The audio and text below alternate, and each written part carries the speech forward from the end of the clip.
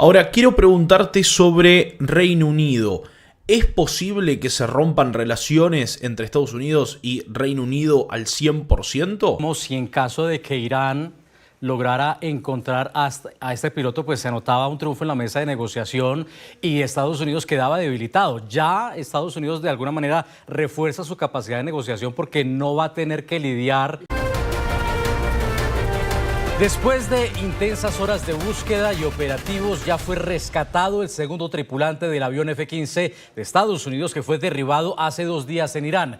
La noticia la confirmó el presidente Donald Trump. Dijo además que el coronel está gravemente herido y que mañana ofrecerá detalles del operativo en una rueda de prensa. Les explicamos lo que de momento se sabe sobre el rescate.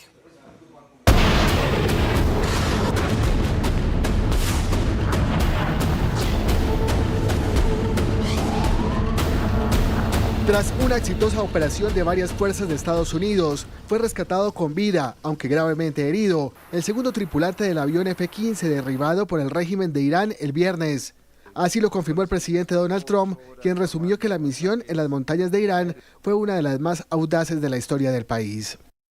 Bajo mi dirección, las Fuerzas Armadas de Estados Unidos enviaron decenas de aeronaves armadas con las armas más letales del mundo para recuperarlo. Sufrió heridas, pero se recuperará sin problemas. En la hazaña participaron cientos de militares. La CIA habría desempeñado un papel clave difundiendo una estrategia de distracción dirigida a las fuerzas iraníes. La agencia habría sido la encargada de la localización del coronel en una grieta de una montaña, información que fue difundida al Pentágono. De otro lado, 2 aeronaves que iban a ser utilizadas para el rescate tuvieron que ser destruidas por fallas técnicas y posteriormente fueron enviadas otras para la extracción desde una pista de aterrizaje iraní. La prensa estadounidense señaló que Israel habría suspendido algunos bombardeos para no afectar los operativos. Más temprano, el primer ministro de Israel felicitó a Trump por el éxito del rescate. Esta operación refuerza el principio sagrado de que nadie se queda atrás. Este es un valor compartido que se ha demostrado una y otra vez en la historia de nuestros países. Desde el viernes, el mandatario estadounidense permaneció en Washington, monitoreando la situación. Pues el presidente Trump elevó el tono de su amenaza contra el régimen de Irán si el estrecho de Hormuz no es reabierto en las próximas horas cuando este lunes venza el ultimátum que había dado.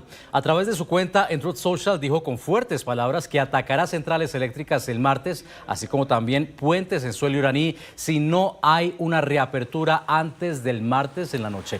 Posteriormente, en una entrevista con Fox News, Trump sugirió que mañana mismo podrían llegar a un acuerdo con Teherán. El martes será el día de la central eléctrica y el día del puente, todo en uno, en Irán. No habrá nada igual. Abran el maldito estrecho, malditos locos, o vivirán el infierno. Ya verán. Alabado sea Alá. Le damos la bienvenida a Manuel Aguilera, analista internacional y periodista en Estados Unidos. Manuel, qué gusto que estés con nosotros. ¿Qué podría pasar mañana? Bueno, pues esa es la incógnita que nos estamos preguntando todos los periodistas, analistas y el mundo en general. Creo que aquí el problema fundamental son las prisas, ¿no? De Donald Trump, de todos los actores de este conflicto, de esta guerra, incluyendo al gobierno teocrático iraní, incluyendo al gobierno de Israel, incluyendo incluso a la oposición iraní regada por todo el mundo. Quien tiene más prisa es Donald Trump. ¿Por qué? Porque la crisis económica es acuciante, está afectando a los estadounidenses, está afectando a su popularidad y tenemos ahí en el horizonte unas elecciones midterm y, claro, él quiere una solución rápida, ¿no? Eso no quiere decir que sus amenazas vayan a tener efecto, ¿no? Yo no sé si de aquí a mañana a las 8 de la tarde vamos a tener una reacción del gobierno de Irán, pero bueno, lo que quiere es elevar la presión para llegar a un acuerdo cuanto antes. Un acuerdo que, insisto, en los otros actores de este conflicto, quizás se pueda llegar a un acuerdo que satisfaga al gobierno actual de Irán, pero quizás no satisfaciera al gobierno israelí y quizás tampoco a la oposición iraní. Así que es un tema complejo en el que el tiempo está presionando mucho a todos los actores, ¿no? Manuel, y en lo discursivo llama la atención cómo ambos amenazan con desatar un infierno, en palabras de Donald Trump, o hacer que la región se convierta en un infierno, como dice Irán amenazando a sus vecinos del Golfo. Bueno, esa es la retórica, es una retórica habitual de las guerras. Hay varios tópicos que son verdad. Dicen que la primera víctima de las guerras es la verdad, es verdad, y luego también está la guerra digamos, confrontacional de amenazas, de palabras y luego la guerra real. Yo creo que tiene cierta lógica esa digamos, escalada verbal, mientras el mismo Donald Trump reconoce que se está negociando. Así que creo que todo puede pasar. Puede que de aquí a mañana escuchemos de un acuerdo, quizás no haya acuerdo, y es verdad que Trump puede perfectamente elevar la presión de bombardeos y acciones militares.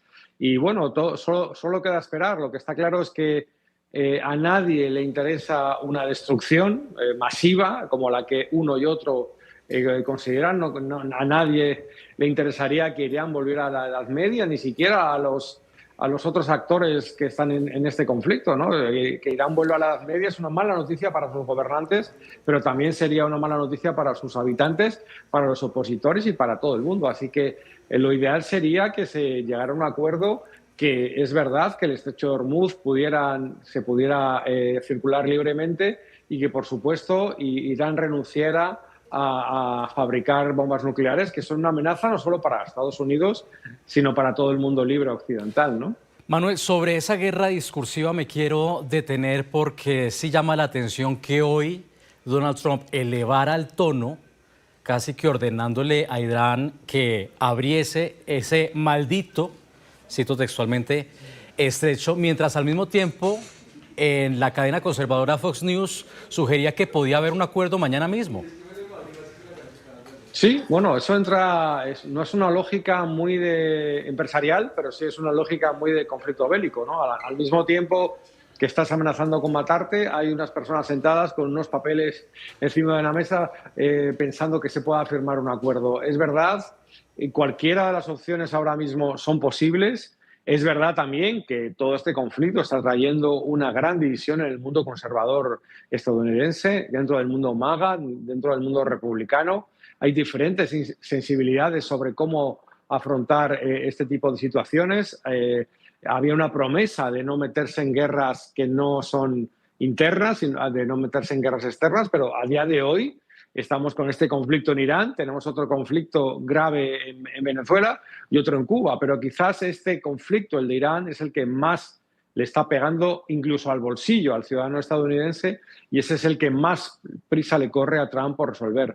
Así Claro. que yo creo que le interesa un acuerdo cuanto antes. Y Incluso un mal acuerdo para Israel y para la oposición iraní. Creo que el acuerdo que le interesa a Estados Unidos es, por un lado, no fabricación de armas nucleares y, segundo, libertad de paso en el estrecho de Hormuz, ¿no? Bueno, y es que estamos en un año electoral, en las legislativas de noviembre. Y bueno, hablabas del perfil empresarial de Donald Trump. En todo caso, sí que nos tiene acostumbrados a que negocia a través de la fuerza y la presión. Manuel, para ir concluyendo, ¿crees que el rescate de este piloto que estaba desaparecido pudo haber contribuido para que también Donald Trump refuerce el tono? Sí, hombre, yo creo que eso, cuando se ponen víctimas, heridos, incluso en algún momento muertos sobre la mesa, es una mala noticia para Donald Trump, en el sentido que la opinión pública americana no va a tolerar una gran pérdida de vidas en este conflicto, y nos retrotrae a otros conflictos históricos como la guerra de Vietnam, por ejemplo, que generó una gran protesta contra los presidentes de la época, porque cuando se cobran vidas de estadounidenses hay una protesta generalizada de la población. Así que, insisto, esto es más presión para Donald Trump, y esto es lo que implica, que decía antes, que el que más prisa tiene por acabar este conflicto claramente es el presidente de los Estados Unidos. Bueno, es que ayer discutíamos precisamente cómo, si en caso de que Irán lograra encontrar a este piloto, pues se anotaba un triunfo en la mesa de negociación y Estados Unidos quedaba debilitado. Ya Estados Unidos de alguna manera refuerza su capacidad de negociación porque no va a tener que lidiar con una eventual liberación de un prisionero de guerra. Efectivamente, y además es que ese tipo de dinámicas con Irán sabemos el coste que tienen, ¿no? Con Irán y con cualquier país, pero con Irán tenemos aquella historia de los rehenes estadounidenses de los años 70, que fue muy, muy costosa para la imagen internacional de Estados Unidos, y lo que quiere siempre Donald Trump es dar una imagen de fortaleza, no de debilidad. Entonces, bueno, esto le ha venido bien para salvar, pero bueno, podemos estar mañana con otra situación de este estilo, sin saber exactamente cuánto daño ha hecho los Estados Unidos a Irán. Seguro que le ha hecho mucho daño, pero no sabemos el nivel de daño que le ha hecho realmente. Trump evidentemente es muy triunfalista, habla de que les ha llevado a la Edad Media, pero Irán sigue ahí. No digo Irán como país, sino el régimen teocrático, la dictadura de los ayatolás sigue viva y sigue peleando y atacando incluso a sus países limítrofes, ¿no? Así que todavía nos queda mucho que ver en las próximas horas para ver cuál es la realidad y cuál es el desgaste que a uno y otro lado está provocando esta guerra, ¿no? Manuel, hablabas que el más interesado en acabar con esto pronto es Donald Trump porque, bueno, se le está subiendo el agua al cuello, los estadounidenses empiezan a ver cómo empieza a aumentar el costo de los combustibles mientras tanquean sus automóviles. Lo que pase en esa eventual negociación podría ser determinante para poner fin a una guerra que hace unos días Estados Unidos decía que podría tomar 2 semanas. Sí, yo creo que incluso mejor 2 días que 2 semanas. El problema es que el reloj está ahí, las encuestas están ahí, sus índices de popularidad no son los que él desearía, las encuestas en torno a las midterms no son los que le gustaría al Partido Republicano y bueno, le quedan unos meses para construir un relato en el que evidentemente incluso los demócratas tienen que dar la razón de que un régimen como el de Irán no es deseable. Ahora, no sabemos si la receta, si la manera de actuar de Donald Trump va a tener sus frutos. Ojalá, porque al final, si realmente cae la dictadura de los ayatolás, el estrecho de Hormuz vuelve a ser un paso libre, vuelve a haber un beneficio para las economías tanto de la Unión Europea occidentales como de Estados Unidos, estaríamos ante una buena noticia, pero todavía no lo sabemos. No lo sabemos. Era el periodista e internacionalista Manuel Aguilera de Estados Unidos. Gracias, Manuel, por haber estado con nosotros. Como ustedes saben, hoy hubo un anticipo en forma muy peculiar por parte de Marco Rubio, secretario de Estado y presidente del Consejo de Seguridad Nacional, que dio un mensaje grabado a la nación desde la Casa Blanca, cosa insólita, con el escudo de la Casa Blanca y subido a las redes sociales por la Casa Blanca. Casi, diría, un vocero nuevo, clave, del presidente de los Estados Unidos. ¿Qué está diciendo Marco Rubio anticipando lo que su jefe va a decir esta noche? Estamos hartos del tigre de papel que es la OTAN.